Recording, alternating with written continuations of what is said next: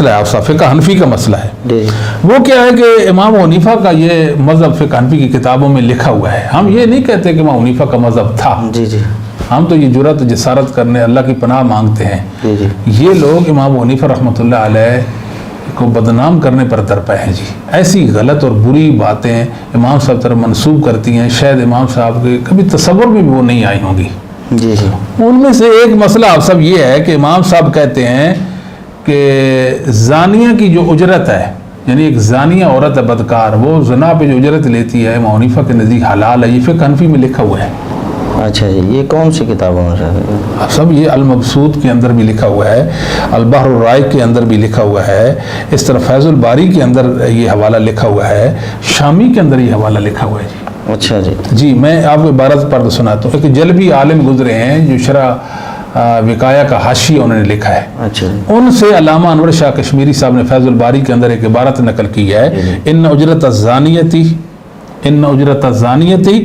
حلال عند ابی حنیفہ، اللہ، زانیہ کی اجرت کمائی امام حنیفہ کے نزدیک حلال ہے۔ یہ جلبی ہمارا تو نہیں ہے نا، جلبی یہ تو حنفی امام ہے جس نے شرح الوقایہ کا حاشیہ لکھا ہے، وہ معمولی حیثیت کا تو نہیں ہے نا۔ جی جی، پھر پریشان ہو گئے، کیا کہتے ہیں جی کہ فیض الباری میں علامہ انور شاہ صاحب کہنے لگے کہ وہ شنیون جداً و مخالف للنص ایزن، جی جی، یہ برا، قابل نفرین، انتہائی گھٹیا اور شنی اور کبھی قول ہے، جی نص کے مخالف، ہاں نص کے مخالف ہے۔ نص کیا ہے؟ مہر البغی، نبی کریم صلی اللہ علیہ وسلم نے بدکار عورت کی کمائی کھانے سے منع کر دیا، جی جی، یہ نص ہے، اللہ کے نبی صلی اللہ علیہ وسلم منع کر دیا۔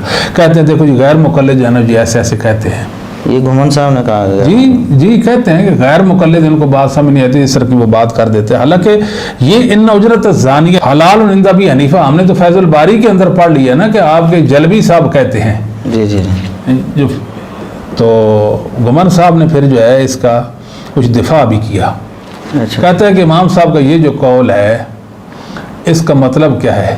جی جی، یہ اصل میں رشید میں گنگوئی صاحب نے یہ تعویل کی، یعنی کہ مسئلہ بیان ہے، ان سے پہلے بھی کچھ حنفی علماء نے یہ بات کی ہے جی جی، کہ ایک عورت کسی بندے نے رکھی ہے اجرت پر، اچھا جی، کہا میرے گھر میں کام کرے گی، روٹیاں بنائیں گی، جی، گھر کی صفائی ستھرائی کرے گی، ساتھ اس نے یہ شرط لگا دی کہ میں تو اسے زنا بھی کروں گا۔ اچھا جی، کہتے ہیں کہ یہ اجارہ فاسدہ ہے، اصل ہاں فاسدہ ہے، تو کمائی حلال ہے، کمائی حلال ہے۔ ایک عورت کو رکھا ہے مزدوری کے لیے اور بعد میں شرط لگا دی زنا کی، یہ عورت مزدوری کی اور مزدوری کی وجہ سے پیسے لیے، ما اخذت الزانیہ، یہ جو عورت نے پیسے لیے ہیں نا، اور صورت یہ ہے کہ زنا کے ساتھ شرط بھی لگی ہوئی ہے، تو یہ پیسے حلال ہیں امام ابو حنیفہ کے ہاں۔ طے کر لیا ہے تم برتن دھو گی، صفائی کرو گی، گھر کا کام کرو گی، تمہیں مہینے کے 5000 دیں گے، مجھے منظور ہے۔ بعد میں کہا میری شرط ہے کہ زنا بھی کرو گی، اب اجارہ صحیح تھا لیکن اب شرط کی وجہ سے فاسد ہو گیا، یعنی اجارہ فاسد ہے تو کمائی حرام حلال کیسے یہ تو ہوگا؟ آپ سب پریشانی ہے نا جی۔ یہ تعویل جو کی گئی یہ تو چلے ایک بعد کا مسئلہ ہے آپ صاحب، جی جی، اصل مسئلہ کیا ہے؟ مسئلہ یہ ہے المبسوط سرخسی کی جلد 9 صفحہ 58 میں ہے، رجل استاجر امرأۃ لیزنی بہا فزنا بہا فلا حد علیہ ما فی قول ابی حنیفہ۔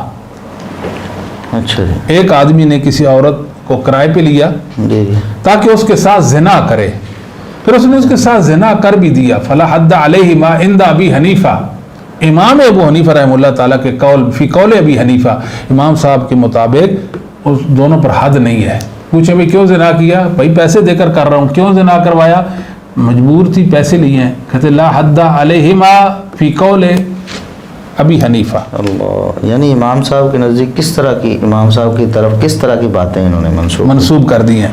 وقال ابو یوسف و محمد و شافی علیہ ملحد، اچھا جی، امام محمد، ابو یوسف اور شافی کہتے ہیں کہ اس پر حد ہے، لتحقق فعل الزنا فیہ منہما، کیونکہ زنا کا صدور ان سے ہو گیا نا، یہ بات ثابت ہو گئی انہوں نے زنا کیا، تو لہذا کیا ہوگا، ان پر حد ہوگی۔ اب اس کا کیا کریں جی؟ سوچنے کی بات ہے۔ اس طرح آپ سب فتاوی شامی میں یہ بات لکھی ہوئی ہے کہ ما اخذت الزانیۃ ان کان بعقد الاجارہ فحلال عند ابی حنیفہ، جی اگر اس نے کہا کہ ٹھیک ہے آپ مجھے پیسے دیں، میں آپ سے پیسے لیتی ہوں، مجھ سے زنا کریں، تو ابو حنیفہ کے نزدیک یہ حلال ہے۔ اچھا جی، اگر جلبی نے یہ کہہ دیا تو انہوں نے کہا کہ وہ کیا جواب ہوا، شنی جدن، ہاں جی، وہ مخالف للنص ایزن، بات تو ٹھیک ہے، لیکن امام ابو حنیفہ کی طرح یہ قول منسوب ہے، کہتے ہیں وہ حرام عندہما، صاحبین کے نزدیک حرام، ہاں، ابو یوسف اور محمد بن شیبانی کے نزدیک کیا ہے، حرام ہے۔ اس طرح کہتے ہیں کہ وَنِسْتَأْجَرَهَا لِيَزْنِيَ بِهَا ثُمَّ آتَاهَا مَا رَهَا أَوْ مَا شَرَطَ لَهَا لَا بَأْسَ بِأَخْذِهِ۔ یہ تو فقہ حنفی کا مسئلہ ہے جی، یعنی کسی بندے نے کسی عورت کو کرائے پہ لیا تاکہ اس کے ساتھ زنا کرے، پھر اس نے اس کو دے دیا جو اس کے ساتھ طے تھا معاملہ، وہ اس کو دے دیا، یا جو اس کے ساتھ شرط طے پائی تو شرط پوری کر دی، لا بأس بأخذه، لینے میں کوئی حرج نہیں۔ ہاں جی، کوئی حرج نہیں ہے جی۔